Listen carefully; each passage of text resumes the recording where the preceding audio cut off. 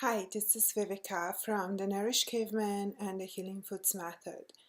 And this week I'm here to talk to you about kind of a delicate topic, the topic of depression and also suicide. I call this video a radical view, and I want to explain to you what that means for me. Radical means it comes from Latin, from the word radix, which means root in Latin. So radical for me means going to look for root causes. And sometimes I call what I do radical nutrition. And that means I look for root causes of disease in the work, the practice, in my practice with my patients. And this is the kind of work that I do every day. So, as a holistic practitioner, when I talk about any health topics, for me, it's about being looking at the whole health of a person as a whole, not divided into compartments like a doctor will look at you, especially a Western medical doctor, or in the case of depression, like a psychologist might look at you or a medical doctor. So cutting you in different pieces that don't quite always fit together. As a holistic practitioner, I want to look at the whole person. And when it comes, I specialize in therapeutic ketogenic diets. A lot of people know me because of the ketogenic diet. And of course, we are going to talk about that lifestyle here in conjunction to depression and the root causes of depression, in my opinion, and how we can address them through a therapeutic ketogenic diet, which I specifically call keto paleo. So I want to share a little bit of my personal history with you. And this is something that I haven't quite shared on video yet. And it's something very personal about my history. And I tried to kill myself for the first time when I was 14 years old. And then again when I was 21. My parents, I think, only know of one, so I hope they won't be watching this video. But it was probably what would have been diagnosed nowadays as depression, clinical depression, even though, and 40 years ago or like 35 years ago when this happened the first time, I was not in the system, I was not diagnosed, I was not treated. My mom brought me to a psychologist. It was a Freudian therapist, and I was in therapy for a year, and it didn't do anything to help me at all. So I'm mentioning this because I looked back at my own history and trying to find out where this teenage angst comes from, and also how come some of my contemporary classmates and people, my friends my age, they didn't have quite the same symptoms that I had, as far as like being depressed or being extremely sensitive or anxious, or those kind of symptoms that we now see much more, especially in teenagers. And I know that the number of teenage suicides has extremely increased in recent years. So here there are a couple of things that I want to mention, and the first one is that when I was born, I was not breastfed afterwards, and then at about a month of age, I think, I got extremely sick, and I was fed a large number of antibiotics. And back in the days, those antibiotics was tetracycline at some point. They were not quite dosed as carefully as they are these days, so I received a very high number high dosage of antibiotics at a very early age. Subsequently, as I was in early childhood, I started getting cavities, and as my permanent teeth grew in, I had a number of fillings done, and you can be sure they were mercury fillings. So the first problem I encountered was antibiotics that impaired my gut, my microbiome, my gut flora. And being Italian and having grown up largely outside, I probably started out with a quite decent gut flora, but I used like sustained use of antibiotic, even just for a couple of months, can really do a lot of damage to your gut.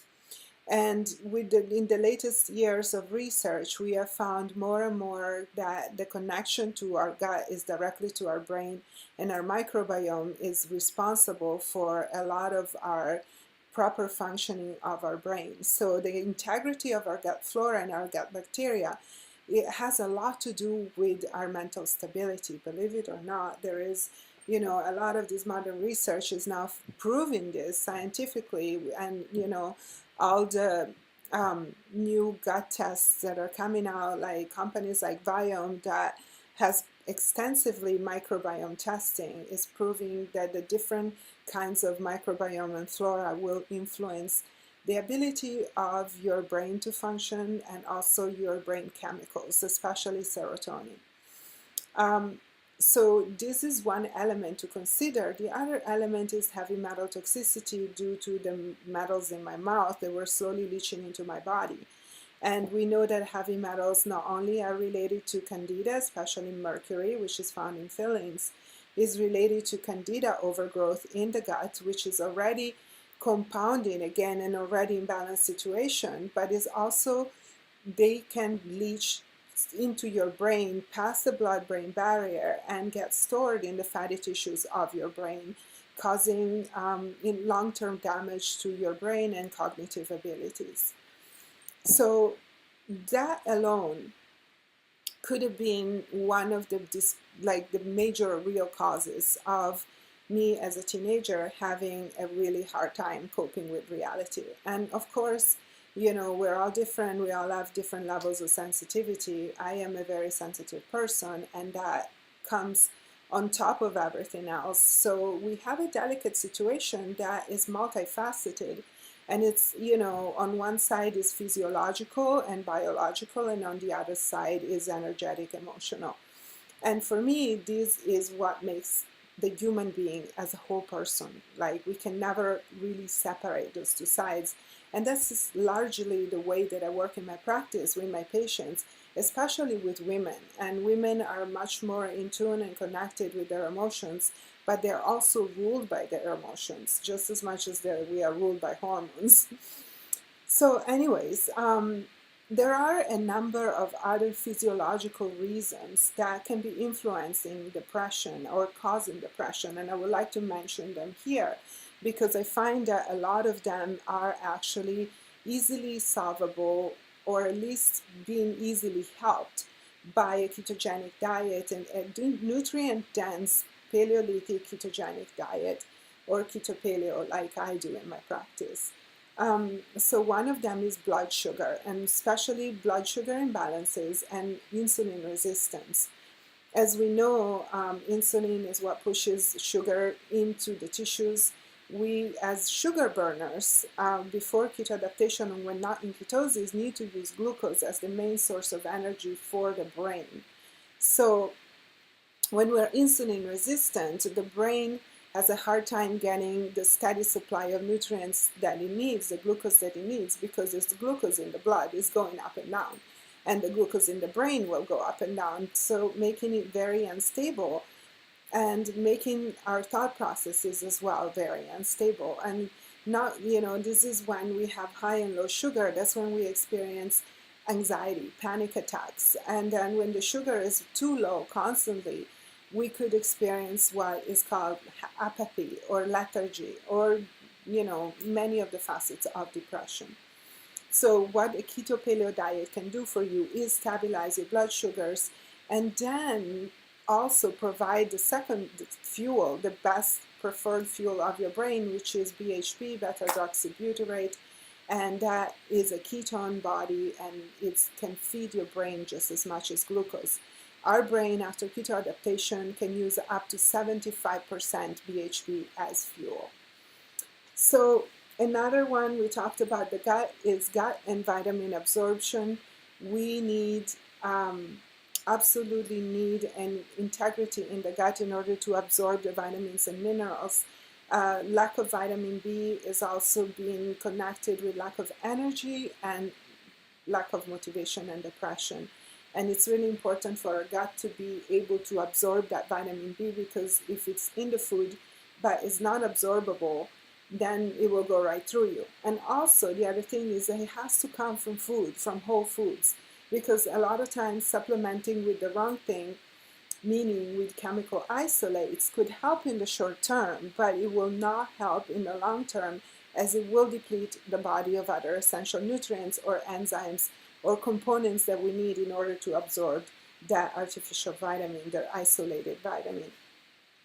So the last thing I want to mention is inflammation. And when we eat a diet that is high in carbohydrates and in inflammatory foods like rancid oils, colorings, flavorings, anything chemical, like the standard American diet, then we can be sure that the inflammation is high in the body. And inflammation can penetrate into the brain and cause, again, chemical imbalances that can easily lead to depression. So all of those are situations that will be majorly improved when you start eating a nutrient-dense, therapeutic ketogenic diet. And that's what I call keto paleo. There is another little facet of this topic that I want to just mention here, but it's about life purpose. And another major factor that can cause depression and lack of motivation in a person is not being aligned with your life purpose. And that has definitely become clear to me in my life as I have finally found my calling in nutrition about 8 years ago, starting to study nutrition and then working in a practice and doing what I do has completely changed my outlook on life. So for those of you who are struggling to find your life purpose, that can come at any time, but please don't give up. And please, the steps always, I find, start with the body, and we can do emotional and energetic work once we are grounded in a strong body. So the place to start for me is definitely always a nutrient-dense ketogenic diet, therapeutic ketogenic diet based on Paleolithic foods. And I'm learning every day more. And after 5 years of being ketogenic, I am evolving and learning and taking this to the next level again. So I hope this material was helpful for you. I would love to keep this conversation going. Please comment below. Please comment, share, engage your friends in the conversation. I am here always trying to help and provide you with the best of my knowledge. Please follow me or subscribe to my channel on YouTube, follow me on Instagram, on Facebook, and let's keep this conversation open. I would love to give you feedback on your comments.